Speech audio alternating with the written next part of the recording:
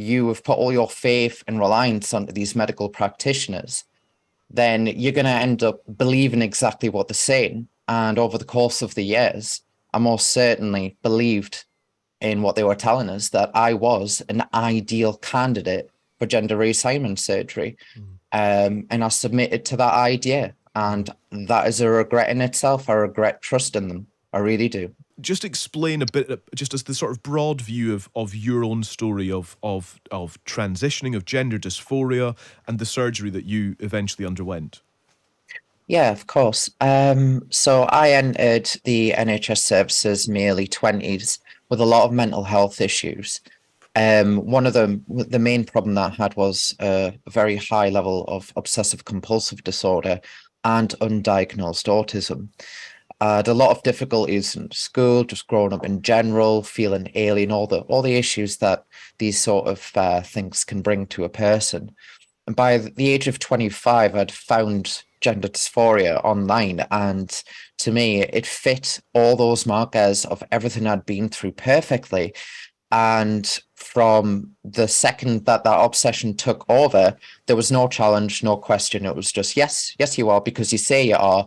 And because you're a bit like us, actually, then you definitely are. And then I went to the medical professionals and it just got worse. When I entered the gender clinic service in 2015 officially, the first question that asked me was, do you want surgery? And to be honest, I was really there for the help. And the therapy, and I underwent a lot of therapy there. And by about 2.5 years into the therapy, the gender clinic were a little bit sick of us being on their books, as it were, because I kept refusing surgery, and then they give us the ultimatum: it's surgery or discharge. And by that point, because it was like 2.5 years in, and I had a lot of professionals venerating my transsexual identity, I'd fully bought into the idea.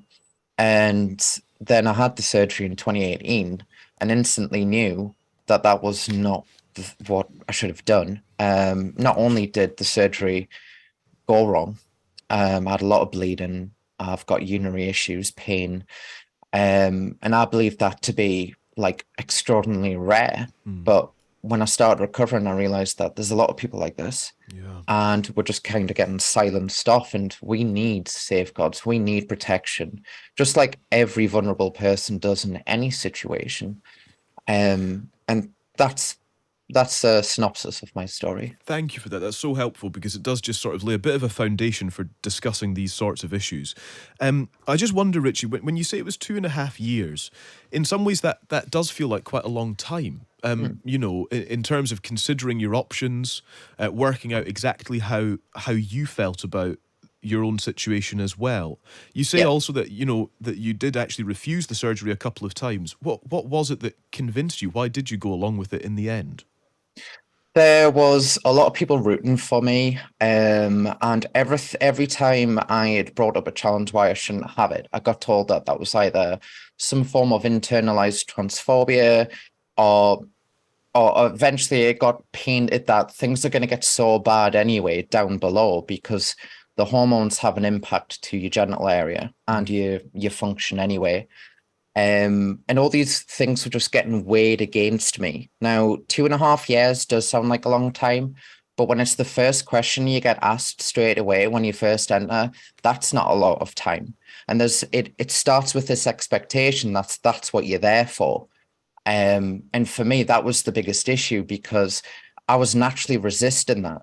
And they just kept asking and asking and asking. And if you've got somebody who's got autism or any mental health issue, and you have put all your faith and reliance onto these medical practitioners, then you're going to end up believing exactly what they're saying. And over the course of the years, I most certainly believed in what they were telling us, that I was an ideal candidate for gender reassignment surgery.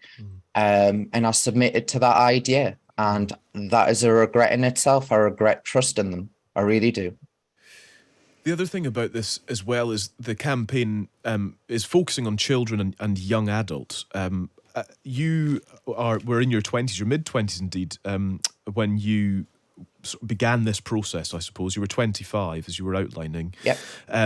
I just wonder if, as we listen to that, 25 is by far and away, you were an adult at that point. But would you consider that you weren't equipped enough to kind of make these decisions? I suppose I'm trying to understand where the cutoff for somebody to be empowered to make these decisions should actually be.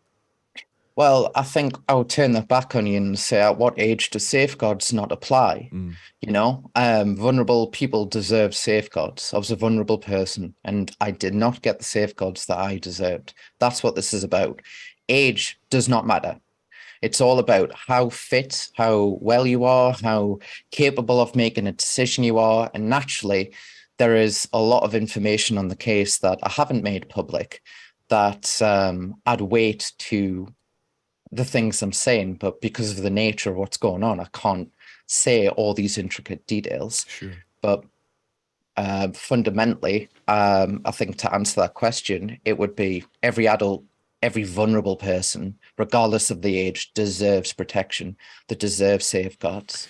In your view, Richie, and we'll bring Laura in a sec. In your view, does anyone who is considering themselves as having gender dysphoria, are they automatically vulnerable in that position? I would say it really depends on the context of that individual's life, which is why we should not generalize these matters whatsoever. We need to take a holistic individual approach. For instance, somebody who has gender dysphoria and manages quite well with no existing comorbidities should be able to sail through that process without any problems. But someone with addiction issues, mental health issues, and undiagnosed autism, things like that, that puts you in a very vulnerable position. Yeah. And that makes it very difficult to say no to. Stay with us, Richie. Let's bring in Laura Preston, a lawyer at Slater and Gordon. Laura, just explain the challenge that is going forward here in terms of bringing in the safeguards that Richie has been outlining are required. What is currently missing, I suppose, from current laws that has created this cause for concern? Morning. Just to be clear, I'm not the lawyer bringing that specific challenge. I'm representing Ritchie in his medical negligence case. Sure. So that's slightly distinct. But the lawyer who is proceeding and trying to challenge the law is essentially looking at the situation and arguing that there aren't adequate legal safe checks in place and that the system, in a wider sense, hasn't been able to protect people adequately in this area. What does that mean specifically? That in terms of in reality, the safeguards, the checks, etc. What does that mean? Okay. Well, in terms of how the process has come about, the CAS review, which was focused on specific NHS clinics and published in the media last March, was led by Dr. Hilary Cass, and she looked at the treatment pathways that people with gender dysphoria and who'd been going to gender clinics had been progressing along. And from that review and around that time, there was a well-publicised case led by the lawyer who's trying to bring about the judicial review, that's Paul Conrath, which involved Kara Bell. And within the arguments in that case, and the judgment has been published, it's lengthy, the key focus really is around more stringent evaluation and assessments within the clinical setting, making sure that they're standardised, but also one aspect that any legal challenge might look at is whether there ought to be the involvement, certainly for children and young adults or vulnerable people, as Ritchie was talking about, of courts like the Court of Protection, who are involved in protecting people in those vulnerable situations in other legal scenarios. So there's quite a myriad of aspects that will need to be looked at, but that's where it's coming from. I hope that sets things out a bit more clearly. That is really, really helpful, Laura, and thank you for that. Richie, I just want to put a final and just consideration to you. When you think about the time that you spent living as Abby, how do you feel about that time now? I mean, there was certainly the way I feel about it, the initial transition, and for the first few years, I wasn't even really that bothered about the hormones and stuff, you know. I was, as I said, I was a little bit older, so I'd been through puberty and stuff. So the physical impact from that was less severe. But for me, it gave us that bridge from that really dark place I was in to get to be where I needed to do now. But at the end of the day, I felt like I was naturally coming out of that in about 20, a few times, 2015, 16, and 17.